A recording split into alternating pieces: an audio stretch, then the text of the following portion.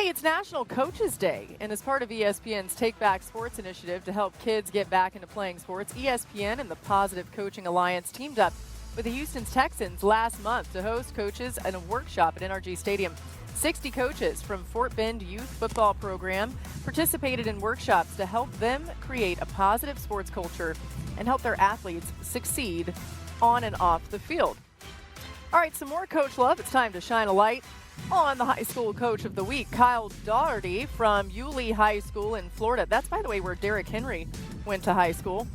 His team is currently undefeated and chasing his third playoff trip in his 5 seasons coaching the Hornets at Yulee. All right, we're just hours away from Monday Night Football, where Patrick Mahomes and the Chiefs, they'll be taking on the Jacksonville Jaguars and Trevor Lawrence, 8 Eastern on ABC, ESPN, ESPN Deportes, Peyton and Eli.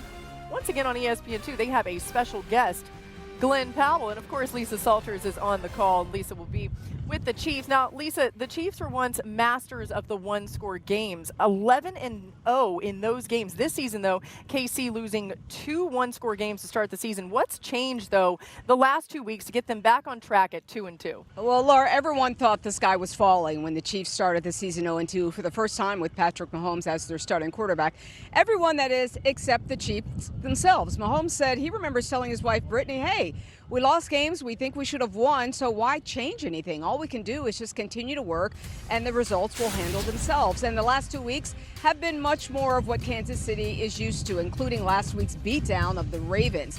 Getting healthy, of course, helps get a team back on track, right? Xavier Worthy dislocated his right shoulder in week 1, and in his return last week, he put up regular season career highs in both receiving and rushing yards. And Hollywood Brown leads the team in receptions and yards and says he hasn't even been close to 100% until now.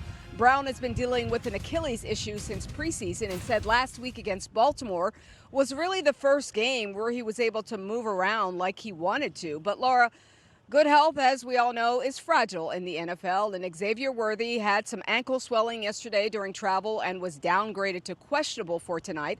So we'll have to keep an eye on his status as we get closer to kickoff, and we'll also keep an eye on the Doppler with a chance for thunderstorms during the game. And thunderstorms, not popular with players, not popular with sideline reporters like us. I mean, and this win, what Lisa, is up with that? I don't know if we can get it yet. So this is what we're dealing with. What wind? I mean, it's look at Laura, look at me. Like, this is ridiculous. I'm in we a need great to start spot playing over these here. games exclusively in domes. I like that.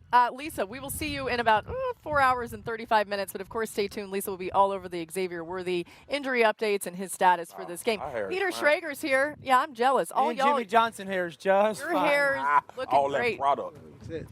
You and Schrader's got that product. What do we Peter's use got it? some pomade. blowing, though. I Pomade. got to chop it off. All Olive right, oil. you guys, enough about our hair in the wind. Nobody cares.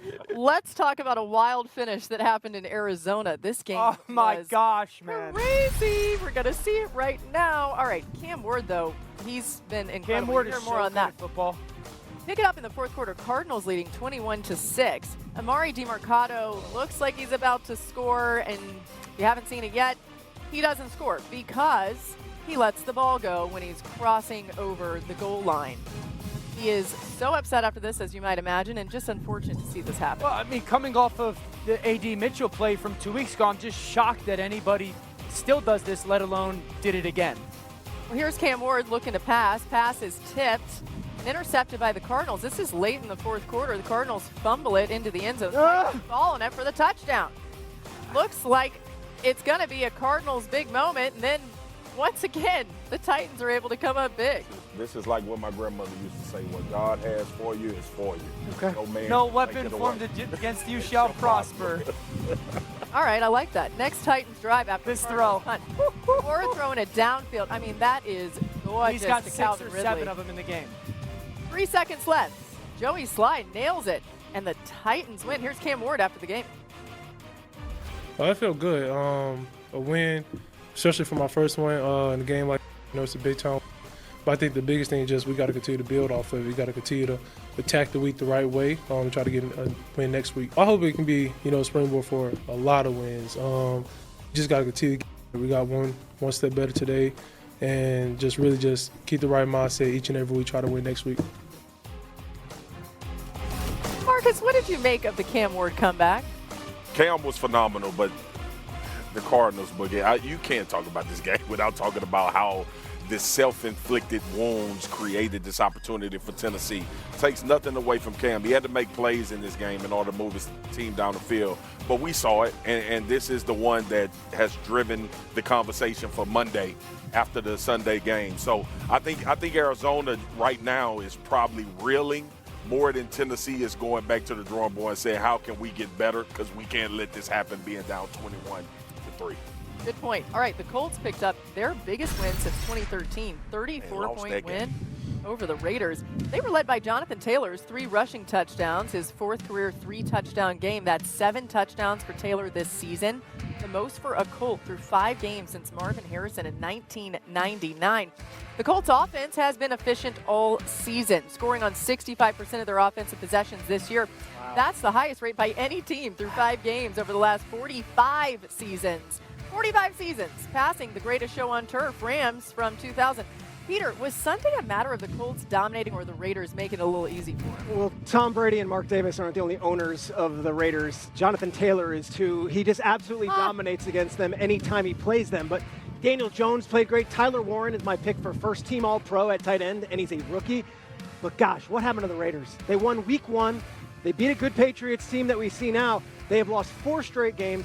Geno Smith, who was supposed to be a great game manager and take care of the ball, has more interceptions than any other quarterback in the NFL. The Raiders seem to be going downward while the Colts are ascending. Let's go to London.